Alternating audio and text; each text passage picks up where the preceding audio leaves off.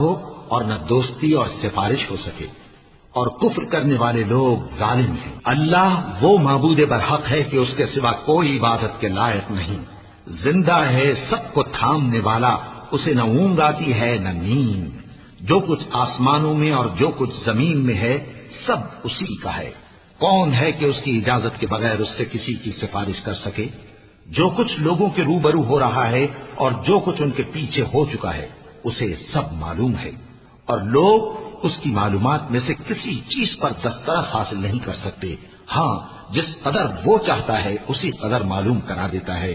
اس کی بادشاہی اور علم آسمان اور زمین سب پر حاوی ہے، اور اسے ان کی حفاظت کچھ بھی دشوار نہیں۔ وہ بڑا عالی رتبہ ہے، جلیل القدر ہے۔ دین اسلام میں کوئی زبردستی نہیں ہے، ہدایت صاف طور پر ظاہر اور گمراہی سے الگ ہو چکی ہے۔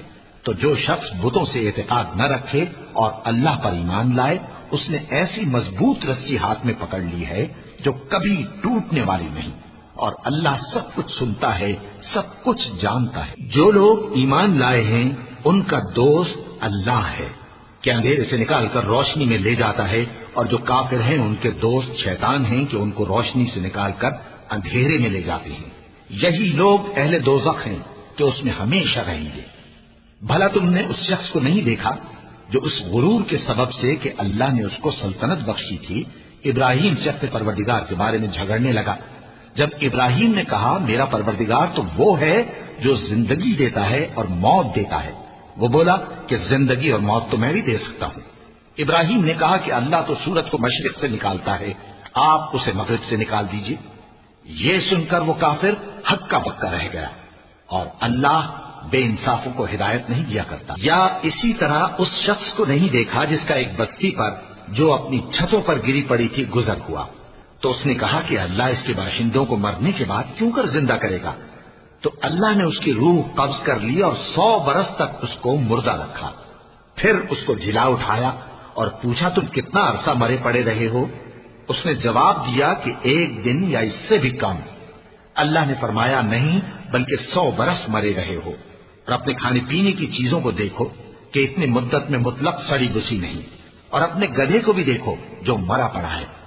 غرض ان باتوں سے یہ ہے کہ ہم تم کو لوگوں کے لیے اپنی قدرت کی نشانی بنائیں، اور ہاں گدھے کی ہڈیوں کو دیکھو کہ ہم ان کو کس طرح جوڑے دیتے اور ان پر کس طرح گوشت پوست چڑھائے دیتے ہیں۔ جب یہ واقعات اس کے مشاہدے میں آئے تو بول اٹھا کہ میں یقین کرتا ہوں کہ اللہ ہر چیز پر قادر ہے۔ اور جب ابراہیم نے اللہ سے عرض کیا کہ اے پروردگار مجھے دکھا کہ تو مردوں کو کیوں کر زندہ کرے گا، اللہ نے فرمایا کیا تم نے اس بات کا یقین نہیں کیا؟ انہوں نے کہا کیوں نہیں، لیکن میں دیکھنا اس لیے چاہتا ہوں کہ میرا دل اطمینان کامل حاصل کر لے۔ فرمایا کہ 4 پرندے لے لو، پھر ان کو اپنے سے ہلا لو اور ان کے ٹکڑے ٹکڑے کر دو، پھر ان کا ایک ایک ٹکڑا ہر ایک پہاڑ پر رکھ دو، پھر ان کو بلاؤ تو وہ تمہارے پاس دوڑتے چلے آئیں گے، اور جان رکھو کہ اللہ غالب ہے، صاحب حکمت ہے۔